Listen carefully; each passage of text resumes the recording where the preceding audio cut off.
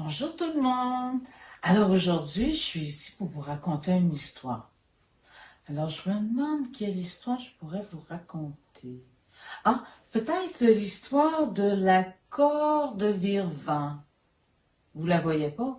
C'est parce que je l'ai jamais trouvée, la corde vire-vent. Alors je vais vous raconter une autre histoire. Mon histoire s'appelle l'histoire de Hansel et Gretel. Alors, on y va.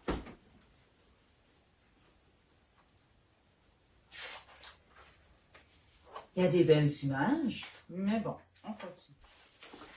Mon histoire se passe il y a très longtemps. Tellement longtemps, là, que les boules étaient géantes, tellement géantes. Mais non, c'est même pas vrai. OK, mon histoire commence comme ça. À l'orée d'une forêt vivait un bûcheron, sa femme et ses 2 enfants. Alors, le garçon, lui, il s'appelait Hansel et la fille, elle, s'appelait Gretel. La famille, malheureusement, ne mangeait guère, car il vivait une année de très grande famine, telle que le pain, lui, vint à manquer. Le bûcheron, lui, il était très inquiet. Il ruminait toutes sortes d'idées noires. Une nuit, il ruminait dans son lit constamment tous les soucis qu'il avait. Et au matin, lorsqu'il se réveilla, il dit à sa femme, « Mais qu'allons-nous devenir? Comment nourrir nos pauvres enfants quand nous-mêmes nous n'avons plus rien pour nous? » « Eh bien, mon homme, dit la femme, sais-tu ce que nous allons faire? Dès l'aube, nous emporterons les enfants au plus profond de la forêt et nous leur allumerons un feu. Ensuite, nous leur donnerons à chacun un morceau de pain sec. Et nous partirons au travail. Ils ne retrouveront jamais leur chemin sans la boussole. Et nous serons débarrassés.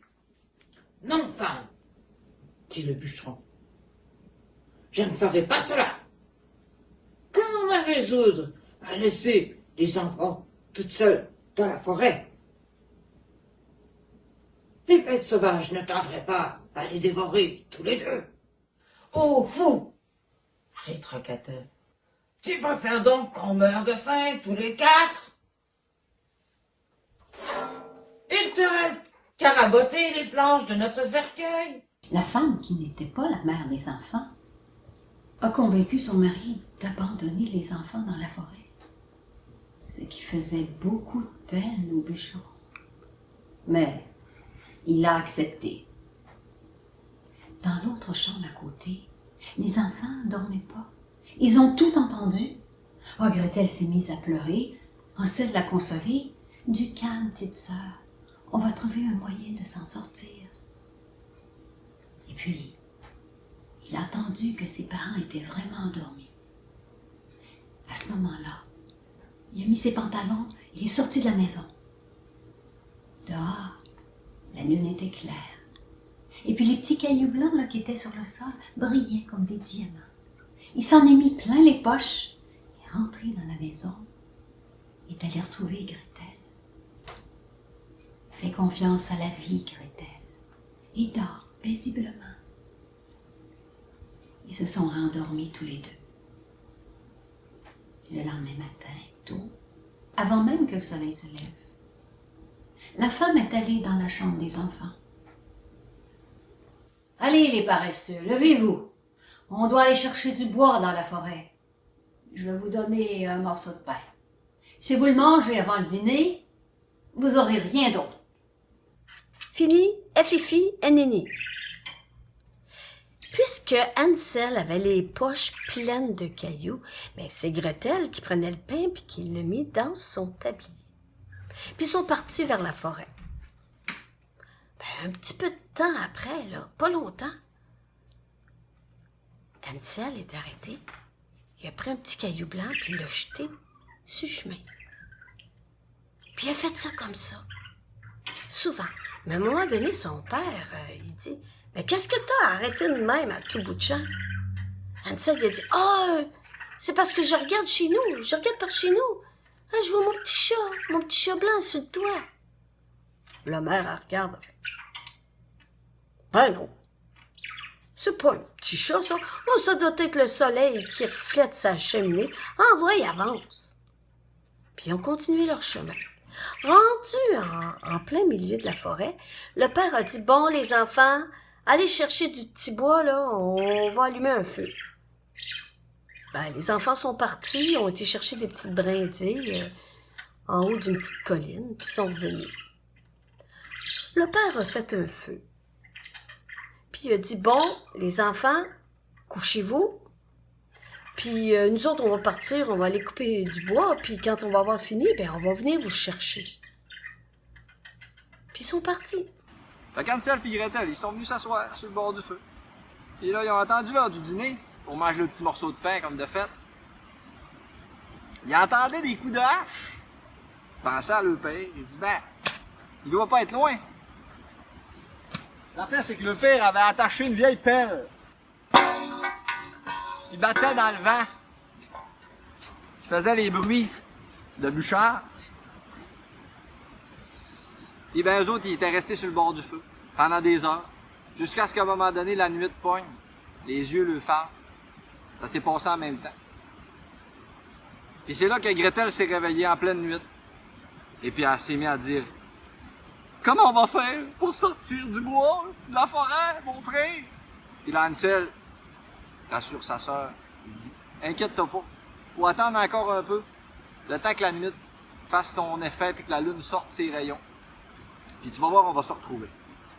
Puis comme de fait, quand la lune est sortie, c'est mis à éclairer les petits cailloux qu'Hansel avait laissés sur son chemin. Puis ils brillaient comme des pièces qui venaient de sortir de la presse à pièces. Des petites pièces bien flambant neuves. Et puis c'est là qu'ils ont commencé à marcher, à suivre les petites roches blanches sur le chemin forestier. Puis à retrouver le chemin dans la nuit. Ils ont marché toute la nuit jusqu'à ce qu'ils arrivent à la maison paternelle. Jusqu'à ce qu'ils arrivent à la porte familiale du père. Puis c'est là qu'ils sont arrivés le matin, dans la lumière du matin. Ils sont venus cogner à la porte. Méchants enfants! Pourquoi avez-vous dormi aussi longtemps que ça dans la forêt? Votre père puis moi, on vous attendait plus! Le père était tout content que ses enfants soient de retour à la maison. Il les a pris dans ses bras puis les a serrés contre son cœur. Puis la vie a repris. Puis la misère a repris de plus belle. La misère régnait en reine. Et puis ça n'a pas été long que plus rien restait à manger dans la maison. Ce soir-là, la femme a dit à son mari, « Il nous reste plus rien à manger. Une demi-miche de pain, puis c'est tout. Demain matin, on se débarrasse des enfants. On va les amener dans le chemin le plus long, le plus loin possible dans la forêt. Comme ça, ils ne pourront pas retrouver le chemin. » Le père avait bien du chagrin à penser à abandonner ses enfants. Il ne voudrait pas mieux partager avec eux le pain qui nous reste. Mais la femme voulait rien entendre. Elle l'a gourmandé, elle l'a réprimandé. Qui dit A, dit B. Comme tu as accepté une première fois, tu dois recommencer. Les enfants ne dormaient pas. Ils ont tout entendu. Hansel a patiemment attendu que les parents s'endorment. Il savait ce qu'il allait faire. Il allait sortir de la maison, il allait aller chercher des petits cailloux blancs comme la fois d'avant. Et il a descendu de son lit, il s'est approché de la porte et puis... La porte était barrée. La marâtre l'avait verrouillée avant de se coucher. Hansel est retourné dans son lit, puis a consolé sa petite sœur. Ne pleure plus, Gretel. Dors tranquille. Ça va bien aller. Le matin, la marâtre les réveilla, très tôt, et leur donna à chacun un morceau de pain, encore plus petit que celui de la dernière fois. Ils se mirent en route. Sur le chemin, à l'abri des regards, bien caché dans sa poche, Hansel faisait des petits morceaux avec son bout de pain et les semait de temps en temps sur le chemin de la forêt. « Hansel, mais qu'as-tu à t'arrêter comme ça tout le temps et à regarder autour de toi? Tu n'avances pas, Hansel !» lui dit son père. « Papa, c'est juste que je salue la colombe qui est sur le toit de la maison. Je lui dis simplement au revoir. » Et Hansel continuait à semer ses morceaux de pain. Ils arrivèrent au fin fond de la forêt, plus loin qu'ils n'étaient jamais allés. Ils allumèrent un grand feu, et la marâtre dit aux enfants, « Vous allez rester là, vous allez nous attendre bien sagement. Si vous êtes fatigués, vous pouvez dormir, mes petits. N'hésitez pas à vous reposer, nous allons couper du bois, et nous revenons vous chercher. » Mais les heures passèrent. À midi, Gretel partagea son morceau de pain avec son frère. Et les heures passèrent encore. Ils finirent par s'endormir l'un contre l'autre, à dormir comme ça, jusqu'au soir. Personne ne vint les chercher. Ils s'éveillèrent au milieu de la nuit, et Hansel consola sa petite sœur en disant « Attends que la lune se lève, Gretel. Nous verrons les miettes de pain que j'ai jetées, et nous montrerons le chemin de la maison. » Quand la lune se leva, ils se mirent en route, mais de miettes, point. Et les 1000 oiseaux des champs et des bois les avaient mangés. Les deux enfants marchèrent toute la nuit et le jour suivant, sans trouver à sortir de la forêt. Ils mouraient de faim, n'ayant à se mettre sous la dent que quelques baies sauvages. Ils étaient si fatigués que leurs jambes ne voulaient plus les porter. Ils se couchèrent au pied d'un arbre et s'endormirent. 3 jours s'étaient passés depuis qu'ils avaient quitté la maison paternelle.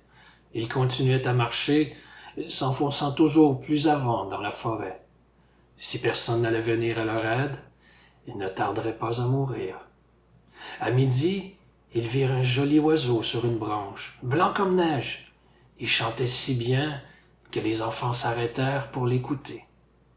Quand il eut fini, il déployait ses ailes. Il a volé devant les enfants. Puis, il s'est arrêté sur le toit d'une maison. Waouh! Cette maison était couverte de gâteaux et de pain. On se met au travail pour préparer un plat béni de bon Dieu. Je voudrais prendre un morceau de toi. Ça a l'air tellement bon. Hansel, il est grimpé sur le toit. Et Gretel, elle a déjà commencé à lécher les carreaux. Langue lèche. Qui donc ma maison lèche? Les enfants ont répondu. Le vent! C'est le vent! C'est un vent céleste! Les enfants étaient bien occupés pour manger cette belle maison de nourriture.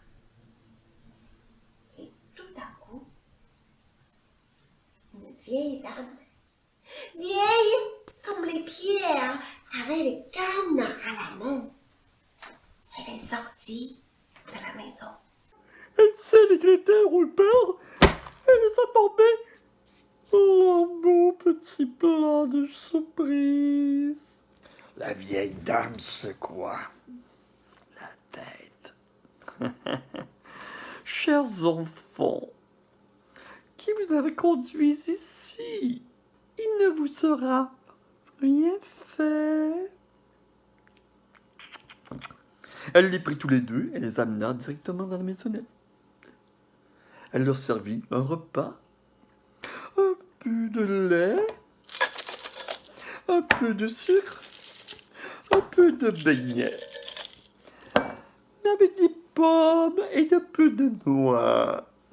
Sans oublier les Smarties pour le dessert. Elle prépara ensuite 2 beaux petits lits. Hansel et Gretel s'endormirent. Ils pensaient qu'ils étaient au paradis, surtout avec leurs Smarties. Mais en réalité, c'était une vieille sorcière. Et qu'elle construisit la maison pour attirer les enfants.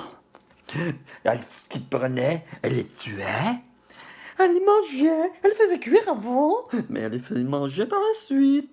Pour elle, c'était jour de fête. Elle avait les yeux rouges. Ouh. Et comme la bête, elle se sentait... Par contre, elle se sentait très bien de loin. Tout y était les êtres humains. Quand Hansel et Gretel s'étaient approchés d'elle, elle les avait vus et elle s'avait dit entre elles, et pas méchamment, mais en riant. Ces deux-là, ils m'échapperont pas. Elle les a accueillis. Ils ont mangé avec elle. Ils ont dormi dans des beaux petits lits. Mais le lendemain matin, la sorcière avait juste une idée en tête. Elle a pris Hansel par le collet. Elle l'a emmené dans l'écurie. Il a eu beau pleurer, crier, elle l'écoutait pas. Ensuite, elle est retournée dans la maison. Elle a dit à Gretel, « Réveille-toi, espèce de paresseuse. J'ai besoin de toi. Tu vas aller chercher de l'eau dans la forêt. Puis après, tu vas faire la meilleure nourriture que tu sais pas faire. » Puis avec cette nourriture-là, elle lui a expliqué qu'elle engraisserait son frère. Puis quand il serait assez dodu, ben elle le mangerait. Gretel est partie dans la forêt. Voyons, manger son frère, ça se pouvait pas. Elle voulait pas. Elle est allée chercher l'eau, et puis là, elle a essayé de refuser, mais la sorcière était tellement menaçante qu'elle n'a pas eu le choix. Pendant des jours, elle a préparé des repas qu'elle a donnés à son frère. Mais elle avait expliqué les stratagèmes de la sorcière à son frère. Puis à tous les matins, la sorcière allait voir le petit garçon. Puis elle lui disait « Montre-moi ton doigt, voir s'il est assez dodu. » Mais lui, il avait trouvé un os dans l'écurie. Puis à chaque fois, ben, il lui présentait l'os. Elle croyait que c'était vraiment les doigts de Hansel et s'étonnait qu'il ne grossissait pas. Quand les 4 semaines sont passées et que l'enfant était toujours aussi maigre, elle perd patience et décide de ne pas attendre plus longtemps. « Gretel, dépêche-toi d'apporter de l'eau. Que Hansel soit gros ou maigre, c'est demain que je le tuerai et je le mangerai. » Ah, comme elle pleurait, la pauvre petite, en transportant ses seaux d'eau, comme les larmes coulaient le long de ses joues. Bon Dieu, aide-nous! Si seulement les bêtes de la forêt nous avaient dévorés, au moins nous serions morts ensemble. Cesse de te lamenter, ça ne te sert à rien. Très tôt, Gretel était chargée de remplir les grandes marmites d'eau et d'allumer le feu. Nous allons d'abord faire la pâte. J'ai déjà fait chauffer le four et préparer ce qu'il faut. Elle pousse la pauvre Gretel vers le four, d'où sortaient des flammes immenses. Regarde dedans et vois s'il est assez chaud pour la cuisson. Elle avait l'intention de fermer le four quand la petite serait là, pour la faire rôtir. Elle voulait la manger elle aussi. Mais Gretel avait vu ses intentions. Elle lui répond. « Mais madame, entrer dans un four, j'ai jamais fait ça. Moi, je sais pas comment on fait ça. » La sorcière lui a dit « Hey, je te dis que t'es pas vite, toi. Voyons donc, c'est facile, la porte est là, puis elle est en masse grande, cette porte-là, tu peux rentrer, regarde. Elle est tellement grande, même moi, je suis capable de mettre ma tête dedans. » Puis elle a avancé sa tête à l'intérieur du four. Puis là, c'est elle qui a pas été vite. Parce que Gretel, elle attendait juste ça. Elle l'a poussé dans le four, elle a fermé la porte, puis clic, elle a mis le verrou. La sorcière s'est mise à crier « Ah! » Mais Gretel s'en est pas occupée. Elle l'a laissé là. Elle l'a laissé cuire tranquille, a couru jusqu'à l'étable, puis est allée ouvrir la porte à son frère, qui était très content de la voir. Ah, Gretel lui a dit, la sorcière est morte, on est libre. Et ils se sont sautés dans les bras, l'un puis l'autre. Ils s'embrassaient, ils dansaient. Et là, Gretel voulait s'en aller, mais Hansel lui a dit, attends, j'ai vu quelque chose dans la maison, puis la sorcière est plus là, on peut y aller, viens-t'en. Ils sont rentrés dans la maison. Et là, dans la maison, ils ont vu des coffres. Et dans ces coffres-là, ils ont trouvé des pièces d'or, des diamants, des perles, plein de richesses. Hansel a dit, « Hey, ça, je te dis que c'est bien mieux que mes petits cailloux blancs, hein? » Et il a commencé à remplir ses poches. Gretel a fait comme lui, et quand leurs poches ont été bien pleines, ils se sont décidés à partir pour essayer de sortir de cette maudite forêt-là. Hansel et Gretel sont arrivés au bord d'une rivière. Il n'y avait pas de passerelle, il n'y avait pas de pont, mais il fallait qu'ils la traversent. Par contre, ils ont vu un canard blanc sur le bord de la rivière. Hansel s'est approché, a demandé au canard s'il pouvait leur faire traverser la rivière. Le canard a répondu, « Il n'y a pas de problème, allez, saute sur mon dos. » Hansel est sauté sur son dos. Gretel s'est approchée, mais Hansel a dit, « Non, Gretel, attends un peu, je crois pas que le canard est capable de prendre nous deux. » Le canard orgueilleux a dit « Non, il n'y a pas de problème, oui, embarque sur mon dos. » Les deux ont monté sur le dos du canard et ont commencé à traverser la rivière. Le canard avait de la difficulté avec le poids qui était trop lourd, il se mettait à caler dans l'eau, il y avait seulement son bec qui sortait de l'eau, et finalement il est arrivé au bord. Hansel et Gretel sont débarqués, ont remercié le canard et sont rentrés dans la forêt. La forêt qui reconnaissait. Rapidement, ils ont retrouvé le chemin et ils ont trouvé leur petite maison. Ils sont rentrés à l'intérieur, ils ont couru vers la chambre de leurs parents, ouvert la porte et leur père était là. Ils ont sauté dans les bras de leur père qui était content de les voir, mais qui avait quand même la petite larme à l'œil. Il leur a appris que leur mère était décédée. Hansel a sorti de sa poche des diamants et des perles qui tombaient sur le sol. Gretel aussi, elle en avait plein. Ils ont compris que leur souci était terminé. Ils vécurent quand même heureux. Mais le canard, là-dedans, oui, le canard, lui, il a appris sa leçon, hein? Il a compris, depuis cette journée-là, il s'est dit que la limite, c'était seulement une personne par traversée.